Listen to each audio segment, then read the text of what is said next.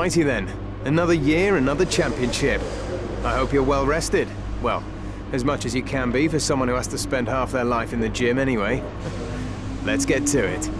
Hey, what's up guys, aarava here, and welcome back to a brand new episode and a brand new season of my F1 2019 career mode here for episode number 44 at the Australian Grand Prix, the start of season 3 and our brand new journey with Red Bull Honda. And it's just like old times here at Red Bull, as Pierre Gasly will be my teammate. So those of you who have been around for long enough and watched F1 My Driver back in the day, that's going to give you a few little PTSD memories maybe from that series. So big yikes for that, and hopefully we won't see any kind of intricacies and tension building between myself and Pierre quite like there was in F1 My Driver. But we're here at Red Bull Honda for a very exciting season 3 indeed, because everything has been shaken up so much over the course of season 2 into season 3. You know, the R&D charts change around so much, and so this is going to be a real challenge for us actually. Going from Alfa Romeo to Red Bull, it's going to be a real fight to see if we can even be in the championship fight this season, you know, because I really don't know. We come into this first race weekend then with 3 upgrades on the aero side of things and 1 upgrade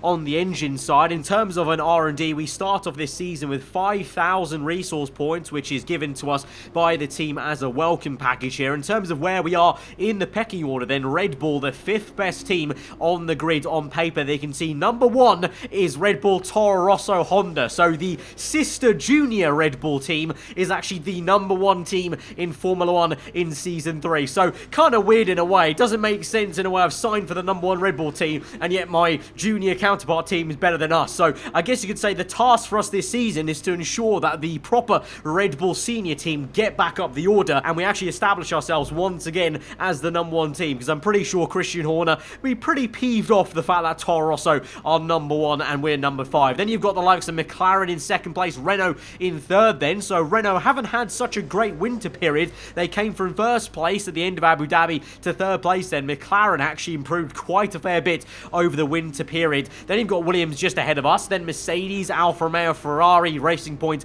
and then you've got Haas at the bottom there. So like I said, I think really our number 1 task this season for Red Bull is to make sure we get back up to the top and we're beating Toro Rosso at least on the R&D chart, because that is something that in reality, if that happened in real life, then you just know the bosses at Red Bull will be very angry and very cross and embarrassed about the fact the junior team is beating the senior team. So that will be our major first task here. Of course, along that lines, that will be, you know, meaning trying to make this car a championship winning car potentially, because Toro Rosso right now are probably going to start the season with a good chance to fight for the championship alongside with McLaren and the likes of Williams and Renault potentially. So we need to try and be right up there. And so to that matter of fact, we're going to go ahead and spend a lot of these 5,000 resource points we've got at the very start here. 2 engine upgrades, a minor and a ultimate upgrade. On the aero side, we can only do an ultimate upgrade, and on the chassis side, we can only do an ultimate upgrade. So we have to pick and choose. So we go with 1 ultimate weight reduction upgrade on the chassis side of things, an ultimate drag reduction update on the aero, and then the engine power. We've got fuel consumption and engine power on the minor and ultimate there, and so that should see us through. But that's going to take a fair bit. It's going to take us till round 4 to see those ultimate upgrades come in. So the very start of this season very much will be maybe a little bit of a struggle, and maybe not exactly where we want to be racing for race positions and race points here,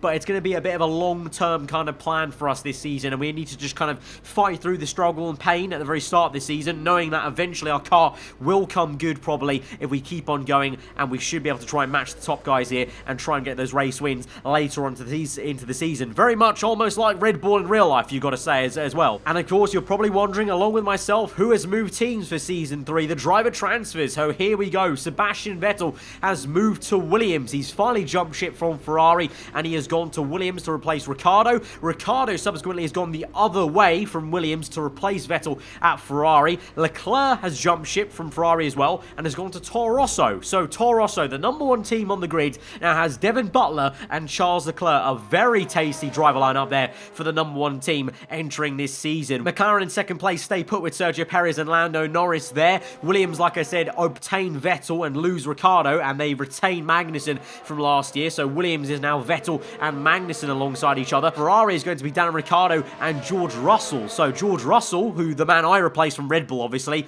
has now moved to Ferrari. So that's a very different Ferrari lineup there. But obviously these days now, in the Season 3 of this career mode, Ferrari aren't a top team. They're very much at the bottom of the midfield, actually. So they're on a recovery drive there, and so they're going to need Ricciardo and Russell to be working very well indeed to try and push them up the order. The likes of Mercedes stay put, as well as Racing Point and Haas in terms of their driver lineup. And of course, as I mentioned myself, I'm alongside Pierre Gasly in the Red Bull Racing team. So those are the driver transfers for Season 3. Some exciting ones, especially so for Toro Rosso. That's a really tasty one to see Leclerc and Butler right to the top there. Probably racing for race wins straight off the bat along the likes of Lando Norris and Sergio Perez in the McLaren. And I'm hoping, obviously, sooner rather than later are going to be myself and Pierre Gasly joining them once we get this car up to scratch. But that is the kind of admin done for the start of Season 3. Let's get into it. Let's go to Saturday and see what we can do driving this car in anger for the very first time at Melbourne. We're just about ready to kick off today's qualifying here in Melbourne. It's the Australian Grand Prix.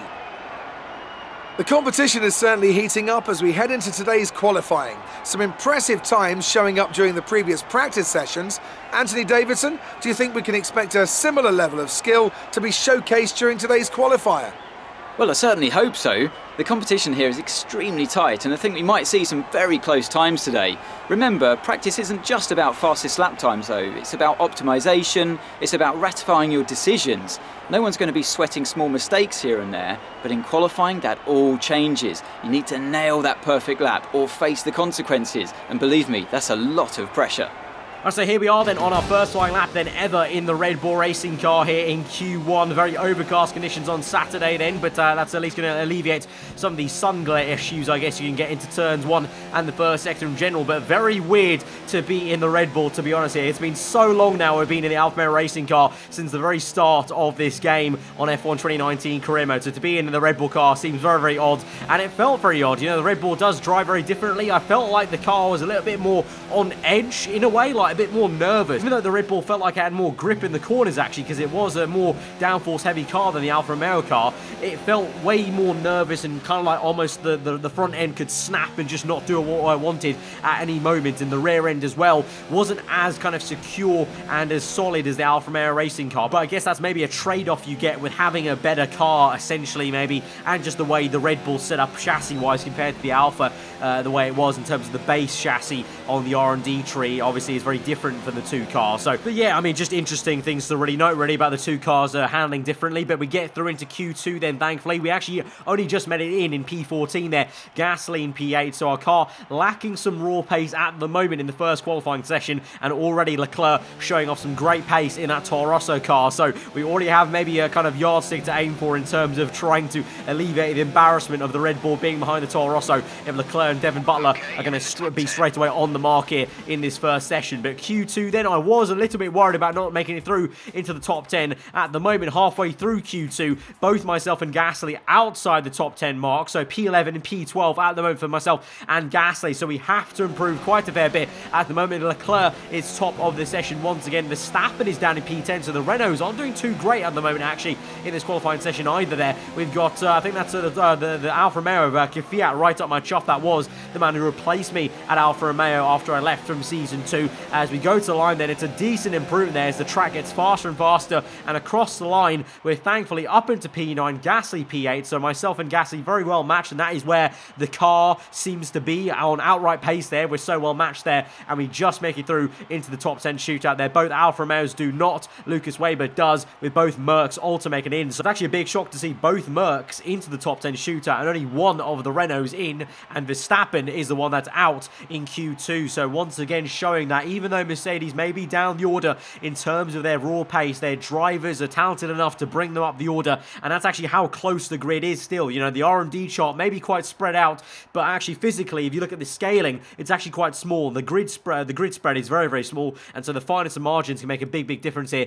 in this season. I think it will be, at least for the first part of the season. As we move through then into the top 10 shootout, I only have one set of soft tires to use because I used two sets in Q2, so I had to wait for a kind of clean bit of track, basically, as it were. And so right now we have one flying lap to set our grid order for tomorrow's race on Sunday. At the moment, Devin Butler is on provisional pole position in the Toro Rosso car. So that's absolutely crazy to think about, and we can't really do too much. We're not going to be anywhere near pole position, as now Leclerc is on provisional poles. We go through now, 2 minutes to go in this session. Can we just at least get near to them, maybe even the third row? That would be quite a great effort for us, I think, today, if we can get the third row of the grid, honestly, just behind the two McLarens and the two Toro Rossos. We go through now the last corner, open DRS, across the line. What's it going to be? It's going to be P5 then, just behind Lando Norris, ahead of Lewis Hamilton. We go through to the end of the session. We're pushed down by 1. Gasly joins us in P7 then, and so once again, something's never changed from the end of Season 2.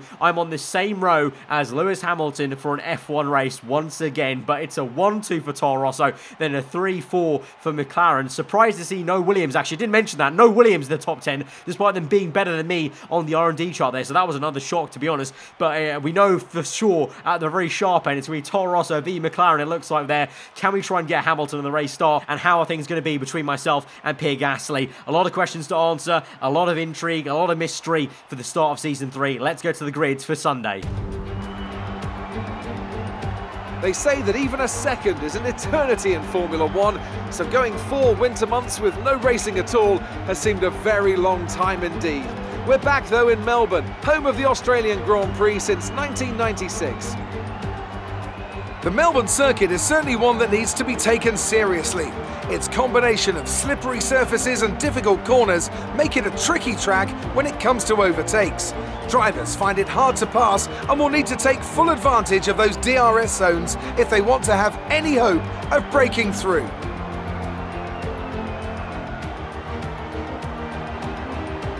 I'm joined today in the commentary box, as I will be throughout this season, by a great racing driver, former F1 competitor, former world champion, and as he tells me all too often, an all-round top chap. It's the one and only Anthony Davidson. And tell me, here we are, first Grand Prix of the season, first time racing these cars. What are the big questions that need to be answered here, in your view? Oh, thanks, Crofty. It's a real privilege to be here, and I can't wait to see what's in store for us this season. Now, to answer your question, one of the biggest things is reliability. Formula One cars are full of very sophisticated but also very sensitive technology, and this first Grand Prix of the season is going to push them to the limits. So the most important thing today is to stay out of trouble, get to the end of the race and keep everything in good condition.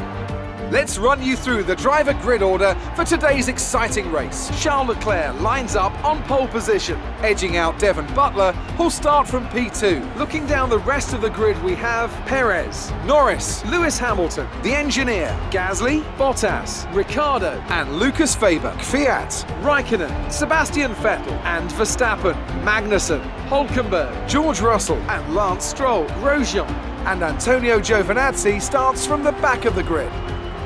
And with preparations almost complete, let's head down to the track.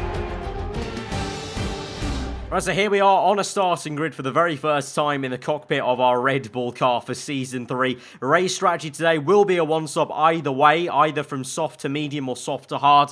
I think we'll be going with hard just because the tyre wear, even though it's quite good now at Season 3 with the upgrades that every team has done, still I feel like the hard tyre will be the more consistent tyre around Melbourne, especially considering the soft tyres also will go off quite quickly around this street circuit. So we're going to lower the fuel quite a fair bit. I'm not too sure, obviously, the Honda engine in the back of the Red Bull car could be very, very different in terms of how it uses the fuel compared to the Ferrari engine I had the back in the Alfa Romeo car in the last 2 seasons. So I honestly don't know if this engine's going to be very thirsty or not. Red Bull have done a lot of upgrades, but I just don't know. So we're going to go with about 1 lap of fuel extra and just see how it goes, and I guess we'll know from now on. So it really is a big stab into the unknown of how this car is going to perform. You know, I don't know what the race pace will be like, what the tyre well will be like compared to the Alfa Romeo. So it is just going to be one big question mark, and it's very, very exciting in that kind of way. So let's just get into it. It's a brand new season and it's a brand new chapter in my F1 2019 career mode. Let's go to 5 red lights and we're underway for Season 3 at the Australian Grand Prix. It's a pretty poor start for us compared to Pierre Gasly there, who gets off the line, tries to challenge Hamilton into turn 1, under brakes real late, and Hamilton has been done by the Frenchman up into P5. He goes the 2 Toro Rossos side by side, Leclerc and Devin Butler, then followed by the 2 McLarens who are P3 and 4. We're still stuck in a sandwich of the Mercedes cars of Hamilton and Bottas, but I can sense that Hamilton is a little bit slow right now and is a little bit nervous at the very start of this Grand Prix on heavy fuel. So let's try and get him as best we can early on in this Grand Prix. Maybe even on this first lap, you can see how much I close under braking. This Merc is definitely not feeling it right now at the moment here. We're right up his gearbox there, and so we're going to go up into overtake mode on the ERS. We're going to send one to the inside. It's a late lunge, massively late on the brakes, and we're up into P6. So it's now a Noah's Ark there. The 2 Toro Rossos, 2 McLarens, and 2 Red Bulls in P5 and P6. And Hamilton's been done, and now might be pressurised a little bit by his teammate Valtteri Bottas there for P7 and 8 respectively there. But a great start from the team basically there to gain 1 position each, or Gasly in Gasly's case 2 positions then on myself and Hamilton as we move through then to lap number 3. Hamilton though applying the pressure right back at me, and I'm yet to really close up on Gasly and get into the groove of this Red Bull car in this race here on heavy fuels. Hamilton goes the long way around and does really well to get across me, and I have to cut in, and he's done me there. So kudos to Hamilton for making that move stick on the outside. Not an easy pass to make, and so we find ourselves once again in a Mercedes sandwich. But can we go through the last corner? We'll have DRS now as we're on to lap number 4. This is as we cross the line. So can we get back at Hamilton? So, like I said, some things don't change. We qualified on the same row, and at start of a new season, I'm in a new car, and we're still fighting Lewis Hamilton on track for race positions here, just like it was at the end of the season 2 of the Abu Dhabi Grand Prix. Here we go now to the inside of Hamilton. This is a very close fight, a very tasty fight. This is indeed as we try and squeeze each other for space left and right as we go through sector 1. The near flat out right-hander in qualifying. We have to lift off to give Hamilton the room, but we are just there on the inside for P6. We maintain that track position there on the right-hand side as we go through the next section. We'll have the line and cut across and maintain that position, but Hamilton is still not giving up. We go defensive to the inside, cut back to racing line. It's a bit of contact between Hamilton and myself, and I think that was a bit of end plate damage for Hamilton, and so that might just be the thing that kills off his first part of the race as Bottas now tries to go around the outside. That's Verstappen also in the Renault right up his chuff as well. So we haven't seen too much of the Renaults nor the Williams cars, and that's saying something. And that's quite odd to say, considering that Renault and Williams are better than us on the R&D chart and are actually a lot closer to McLaren, really, especially Renault. So it's kind of been weird not to see there's a lot of them too much in this race so far. Meanwhile, all quiet up front here. It's still a 3-4 for McLaren and still a 1-2 for Toro Rosso. Butler, the one leading the way though from Leclerc in second place. So the pole man has been done by my F2 rival, and Devin Butler's the one that leads the way and controls this Grand Prix. Very, very cool to see though my F2 rivals getting right up there in the mix. And speaking about my F2 rivals, Lucas Weber now making moves there, and he's overtaking Lewis Hamilton then, and Hamilton is now slipping down the orders. Daniel Ricciardo in the Ferrari is going to try and make a move then. His new red outfit around the outside. The Australian goes the home favourite there to the inside of the chicane. He's going to make it stick, push Hamilton way off the track actually, and get the elbows right out there. So the crowd probably went wild at that point there. So Rick Bobby really getting the aggression out there. And Sebastian Vettel in his new Williams also finds a way through, as well as Danica Fiat in his new Alfa Romeo. So Hamilton being swamped by 3 cars there. So the damage he got on the end of my car essentially has really hampered him. But of course, I was just sticking to my racing line. It's really his fault for trying to chop and change a bit too much, in my opinion, to be honest. But we now move back to our POV at the end of lap number 6 onto 7. Bit of a pressure from Valtteri Bottas, the other silver arrow then. You can see Gasly is quite some way away from us there. So we're really not settling into this car, and we've got a lot of time to make up on our team. And I don't think we will if we're going to keep on fighting like this, as now we squeeze Bottas to the right and we have to defend our position there. We cut in for the switchback line effectively on the right hand side. Bit of contact there, and Bottas really squeezes right off circuit there, and so it's a mega fight between myself and the Finn. And now Lucas Weber is getting involved on the left hand side. We have to go defensive against him, and so instead we have to just defend against the Renault and not lose 2 positions rather than 1. And it's becoming such a big fight for us just to keep our positions here. So at the moment, really not settling into the Red Bull car, and we're really not finding the race pace. My teammate is at the moment here, as Bottas has done me. But to be fair, it was such an aggressive, surprisingly aggressive move from Bottas to try and defend that position that I was very much taken aback. But we now go down the inside there and have a late lunge at the Finn. Doesn't work out there, and that's going to, in the end, actually, ironically, offset myself. And Weber's going to have a really good look on my left-hand side there. Even with overtake mode, that Renault flies past me. So maybe some engine upgrades needed more for this car, or drag reduction upgrades, something or other, because that Renault flew by there, and so we're down one more position. So we're just going from bad to worse now on lap number 7 here in this Grand Prix. Early days, but it's not great news to see 2 cars fly past us like that then. But hopefully if Weber now can get on the back of Bottas and fight him enough, maybe you can try and get both of them if we can catch them napping potentially as we go on towards lap number 8 then, trying to wrestle the car through the last corner with dirty air off the back of the German in the Renault there. But Weber is now going to go ahead and try and overtake the Finn into turn 1. DRS available there on the outside. No, Bottas goes defensive enough and keeps Weber behind for now. But will he get a second bite of the cherry now and be able to make a move on the next right-hander? Here he goes now to the left-hand side. This will be on the outside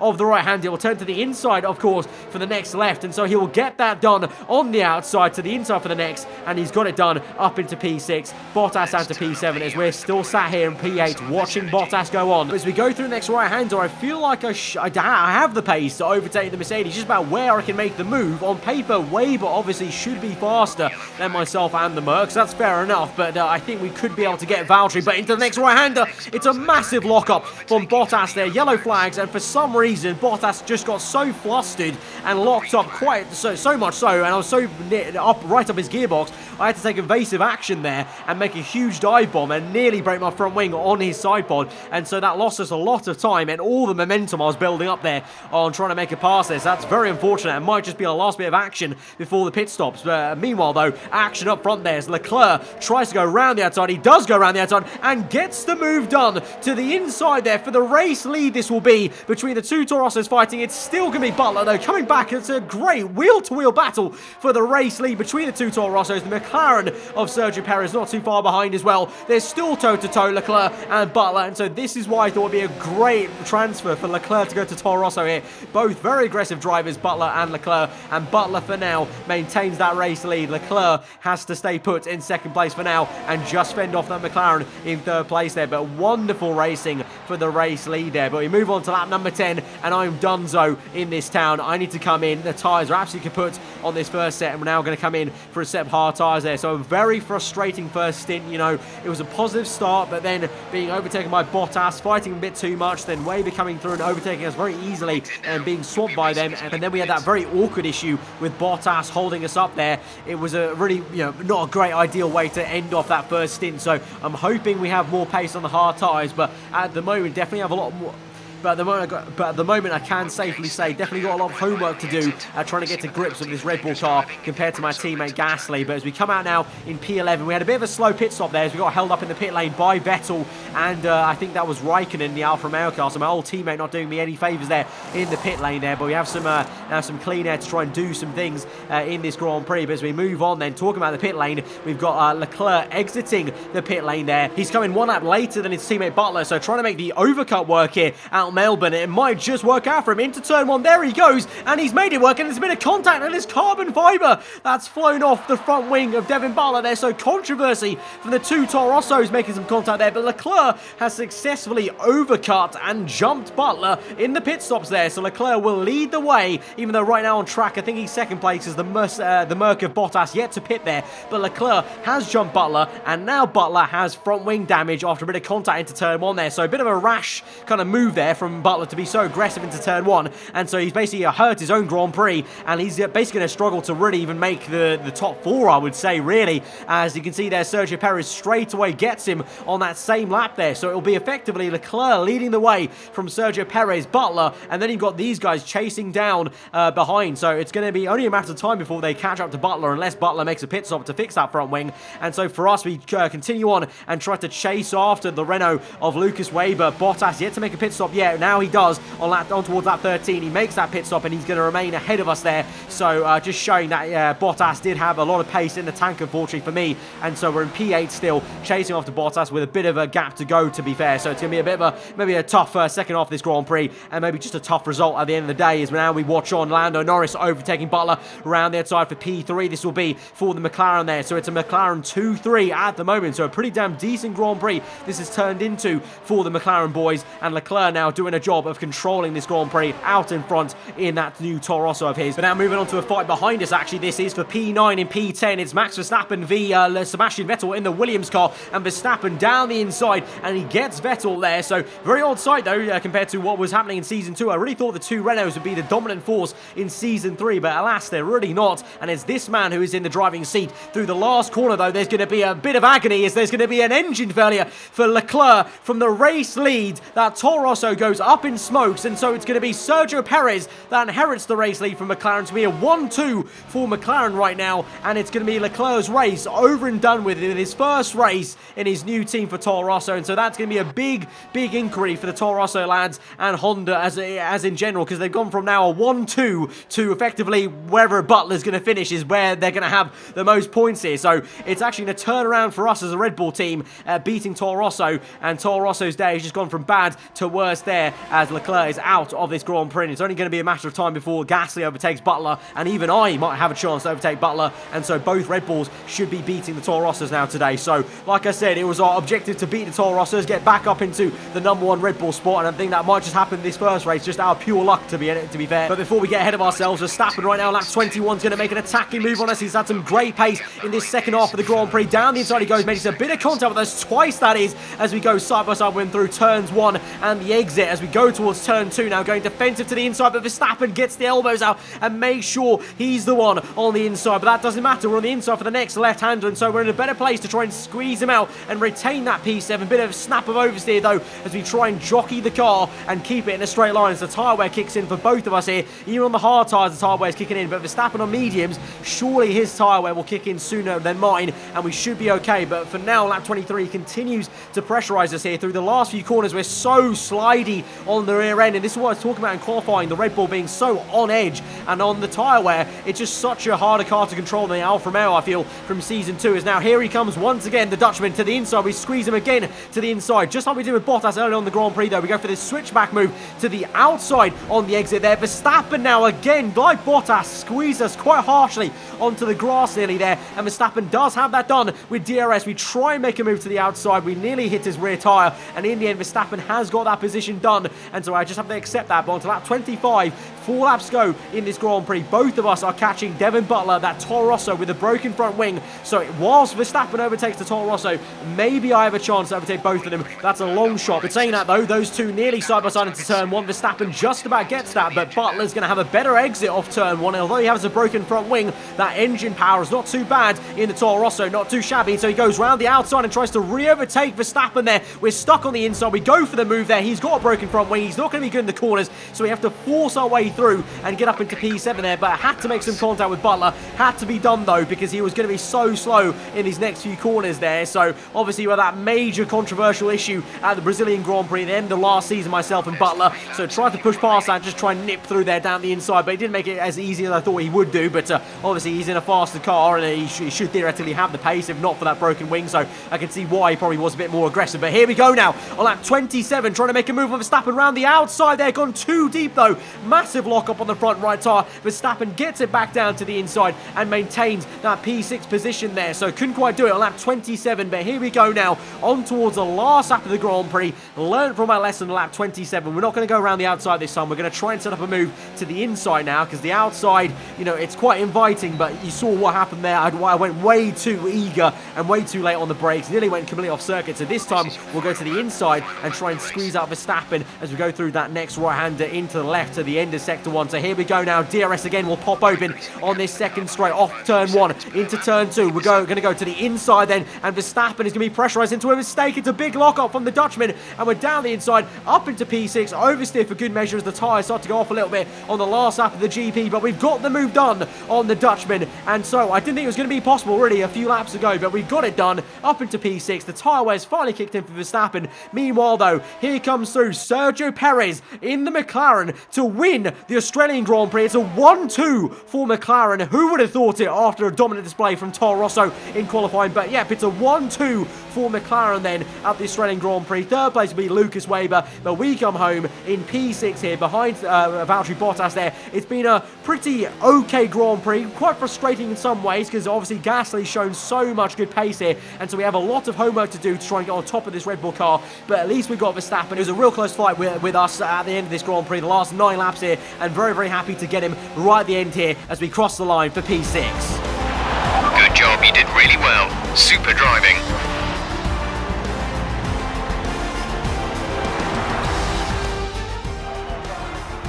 Another race and another win for McLaren. Tell me, Ant, how did they manage to achieve this win? I think a large part of the result comes down to temperament. They were able to keep their heads when everyone around them was losing theirs, and that's allowed them to get the best out of the car, to maximise the strategy and to stay out of trouble. As the winners make their way up to the podium, one can only imagine the celebrations that will take place at McLaren tonight. Congratulations to everyone on the team, securing the win and proving they're a force to be reckoned with out on the track.